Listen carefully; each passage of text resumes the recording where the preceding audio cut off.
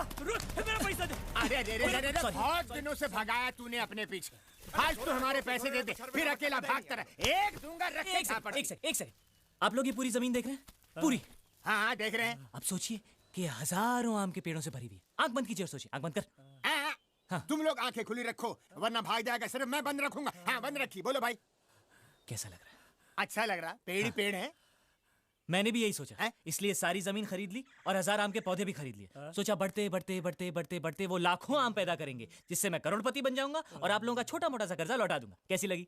अच्छा है, बहुत अच्छा आइडिया। मुझे भी लगा बहुत अच्छा आइडिया, लेकिन सरकार को मुझसे भी अच्छा आइडिया मिला यहाँ पर रेलवे ट्रैक बिछाने का, और उन्होंने मेरी जमीन जब्त कर ली। अब मेरे पास सिर्फ 1000 आम के पौधे बचे हैं जो सड़ रहे हैं मेरे सपनों के साथ साथ। तेरी नई नई कहानियां सुन के हम तंग आ गए।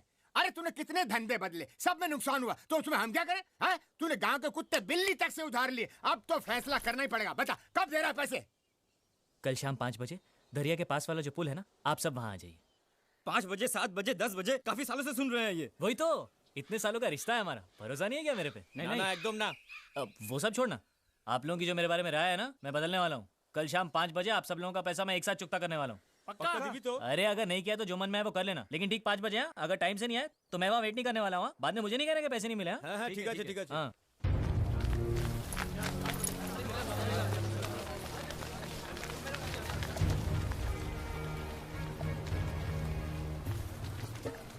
अरे आइए आइए आइए, आप सब लोगों को मेरा नमस्कार।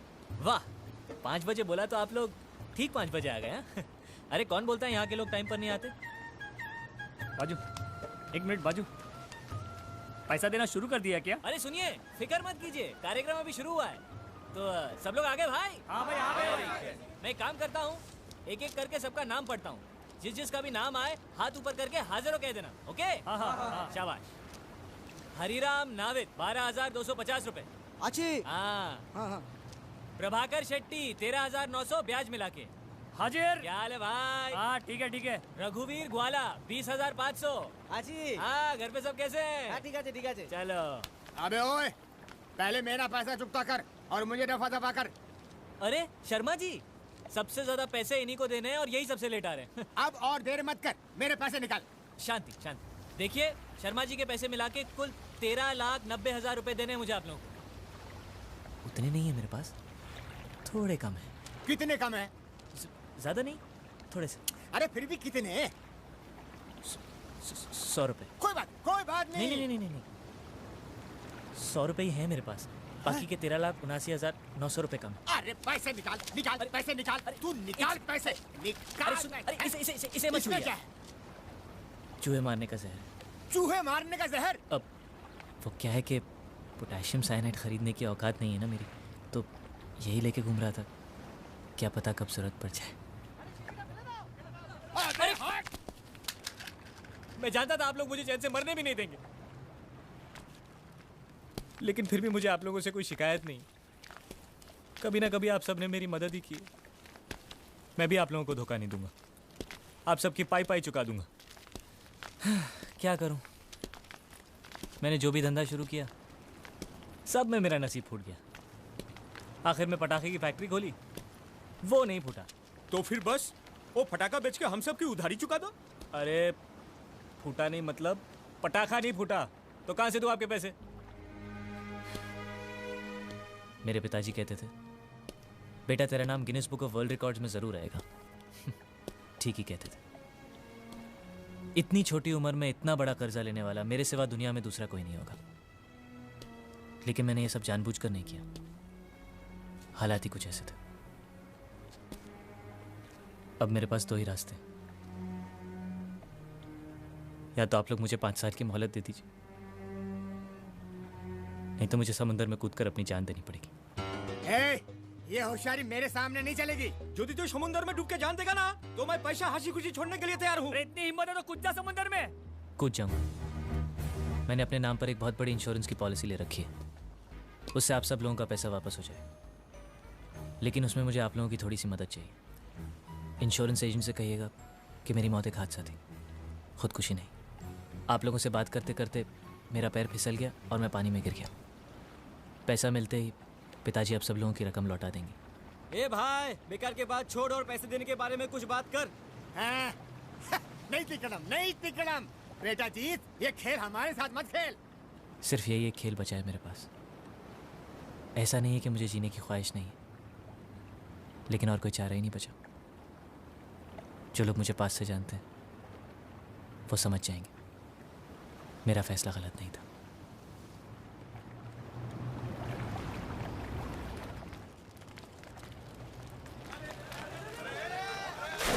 अरे अरे सचमुच घुस गया। अरे उसको, अरे अरे सुनो जीत।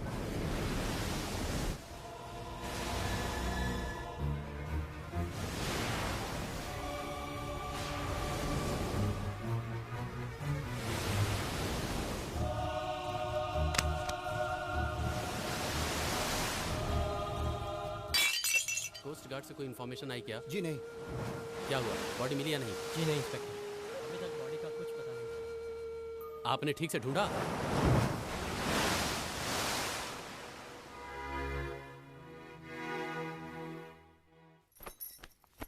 पिताजी, आपसे मिलने कोई आया है।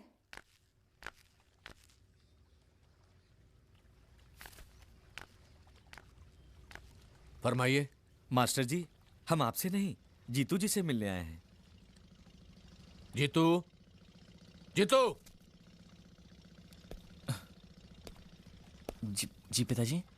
ये लोग कह रहे हैं कि ये तुमसे मिलने आए हैं। हाँ हाँ हाँ हाँ हाँ, आपको तो मैं जानता हूँ, लेकिन मुझसे क्यों मिलने आए पिताजी? मैं जानता हूँ कि क्यों आए हैं। हाँ हाँ, मैं भी जानता हूँ। मैंने सोचा मुझसे मिलने से पहले एक बार आपको देख लेते। क्यों? मैं कोई बंदर हूं जो खेल करता रहूं ताकि जो भी आए पहले मुझे देखे? अरे पिताजी, आप इसको नहीं जानते? बबन राव भाजी वाला, याद है आपको जब मैंने लॉटरी का बिजनेस शुरू किया था? हाँ, जो बर्बाद हो गया था। तो अब इसी ने मुझे बैंक का ब्याज वापस करने में मदद की थी। अब ब्याज और पैसा मिला के 40,000 रुपए होते हैं। तंग आ गया हूं मैं इसको बोल बोल के, कल दे दूंगा, कल दे दूंगा, कल दे दूंगा, कल दे दूंगा। फिर भी इसको मेरी बात का यकीन ही नहीं होता। आपको इसको पैसे नहीं देने, सिर्फ एक तारीख देनी है, वो मान जाएगा, वो मान जाएगा। बराबर। उनको एक तारीख देना और फिर ठीक उसी तारीख वाले दिन गायब हो जाना।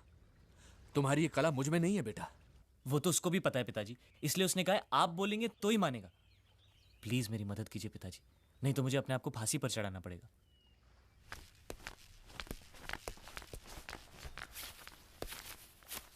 हाँ भाई लोग, तारीख नहीं दे रहे हैं, पूरे पैसे चुका रहे हैं। ये लो रस्सी, गले में बांधो और लटक जाओ। तुम्हारी बड़ी बहन बिन ब्याहे घर में पड़ी हुई है। ले देकर एक घर बचा है जो तुम्हारे कर्जों की वजह से गिरवी रखना पड़ा, और तुम्हें मुझसे और मदद चाहिए? क्या मदद करूं मैं तुम्हारी? जाओ डूब जाओ कहीं जाकर, ताकि हम और तबाही से बच सकें। जाओ।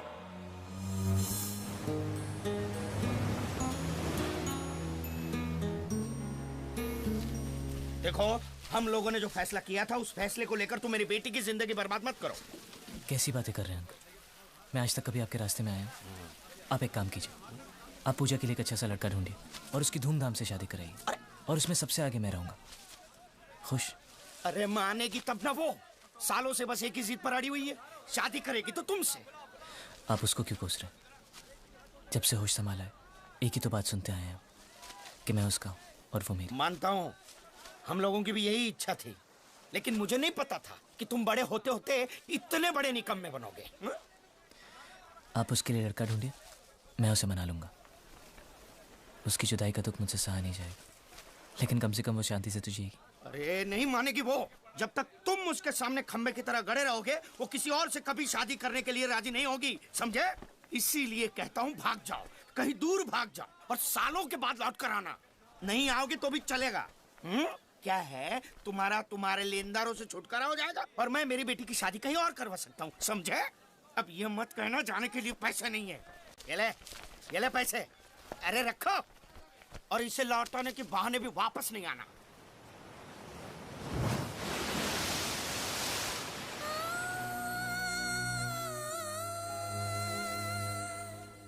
वोट फॉर राजा भाऊ, वोट फॉर राजा भाऊ, वोट फॉर राजा भाऊ, वोट फॉर राजा भाऊ, वोट फॉर राजा भाऊ, वोट फॉर राजा भाऊ। अरे तुम इस मोर्चे के साथ कैसे आए? सब काम धंधा छोड़ के राजनीति में लग गए क्या? अरे राजनीति नहीं, ये तो तरकीब है लेनदारों से बचने की। जब मैं मोर्चे में शामिल होकर निकलता हूँ ना तो मेरे लेनदार मुझे पकड़ नहीं पाते। सुबह जब मैं घर से निकला तो मुझे बीजेपी का मोर्चा मिला, उनके साथ चलते चलते मैं पोस्ट ऑफिस तक पहुंचा, वहां पता चला कि उनको लेफ्ट जाना था और मुझे राइट, तो मैं निकल गया। इतना इंतजार करने के बाद मुझे कांग्रेस का मोर्चा मिला तो जाकर तुम्हारे पास पहुंचा हूं। ओह गॉड। कभी तुम इस मोर्चे में शामिल होते हो, कभी उसमें। ये मोर्चे वाले तुमसे कुछ कहते नहीं है क्या? कहते हैं ना, वो जो कहते हैं मैं भी वही दोहरा देता हूँ। तंग आ गई हूँ मैं तुमसे। वो सब छोड़ो, इधर आओ मेरे साथ।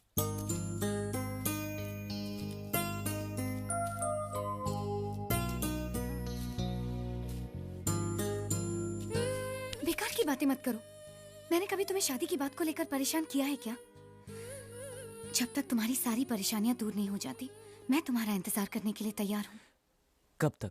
चाहे कितना भी वक्त गुजर जाए, कुछ भी हो जाए, आखिर एक दिन हम साथ साथ जिएंगे ना। बस मेरे लिए तो उतना ही काफी है। ऐसा नहीं हो सकता पूजा। मेरे सर पर उधारी का इतना बोझ है कि मैं एक चींटी का वजन भी नहीं झेल सकता। और सच पूछो तो ऐसे हालात में तुम भी मेरे लिए एक बोझ हो। हमें अलग होना ही होगा पूजा। अब तुम घर जाओ। अगर ये मोर्चा निकल गया तो शाम तक और कोई मोर्चा नहीं है जो मेरे घर तक जाए। जी शिवा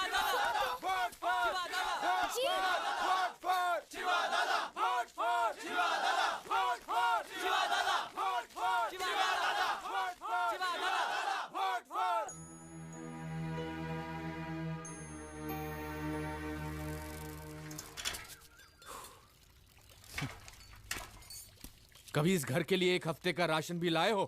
अब ये बात पिताजी मुझसे नहीं कह सकते माँ। ये लो, एक हफ्ते का राशन और उसके साथ पकाने के लिए सब्जी वगैरह। तू मच्छी लाया है?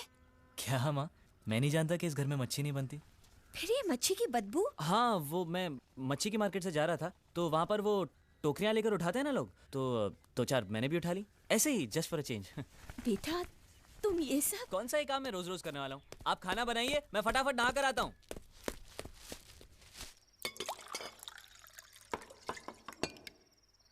माँ तुम खाना नहीं खा रही? मैं बाद में खाऊंगी।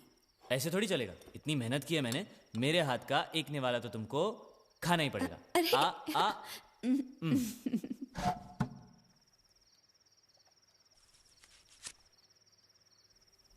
क्या हुआ तुझे बेटा?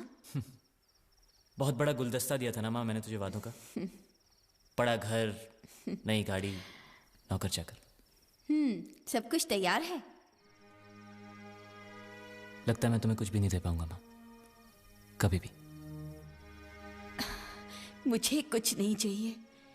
लेनदारों से पीछा छुड़ाने के लिए जो तू पागलों की तरह भागता फिरता है ना, मुझसे सहा नहीं जाता। तू फिक्र मत कर माँ, उसका रास्ता है मेरे पास। उसके बाद मेरे पीछे कोई नहीं भागेगा। अच्छा, ऐसा क्या है? जब होगा तो तुम्हें खुद ही पता चल जाएगा। हो सकता है पहले तुम्हें थोड़ा दुख हो, लेकिन मुझे कभी गाली या बद्दुआ मत देना। और पापा का गुस्सा ठंडा हो जाए तो उन्हें समझा देना कि जीतू पूरा लड़का नहीं था। उसने जो भी कुछ किया जानबूझकर नहीं किया।